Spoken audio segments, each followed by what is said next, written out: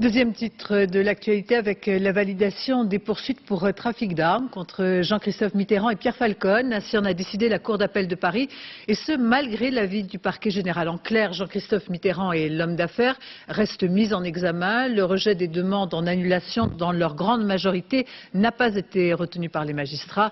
L'indignation des avocats qui ont décidé de se pourvoir en cassation dans cette affaire de trafic d'armes vers l'Angola. Dominique Verdaillan, Daniel Lévy. Premier devoir de l'avocat, informer au plus vite son client de la décision des juges, rendre compréhensible en quelques minutes un acte juridique parfois ardu. Depuis 2 mois, les avocats de la défense avaient cherché à mettre à mal l'instruction du juge Courroy. La chambre d'instruction vient de donner raison en grande partie aux magistrats.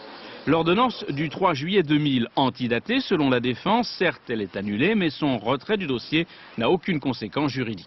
On annule ça comme s'il s'agissait d'un banal post-it qui avait été collé dans le dossier. Or, il s'agit selon nous d'une pièce de procédure fondamentale parce qu'elle subordonne la validité de la suite de l'instruction. Les poursuites pour trafic d'armes validées elles aussi. Un décret de 39 exige au préalable une plainte d'un ministère, défense ou finances. Le parquet général avait regretté l'absence de celle-ci, mais les juges ont considéré que la plainte des services des impôts était suffisante.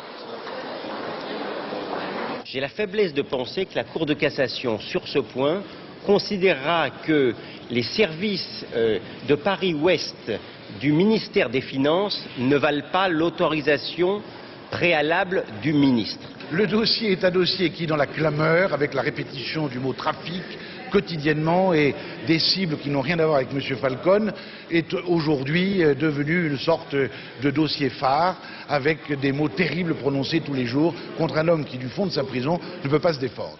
Conséquence de cet arrêt, les mises en examen de Jean-Christophe Mitterrand, mais aussi de Pierre Falcone, de Maître Alain Guillou, de Paul Lousolitzer sont maintenues. Les avocats vont se tourner vers la Cour de cassation. Réconforté dans son droit, le juge Courroy, lui, va pouvoir continuer son instruction.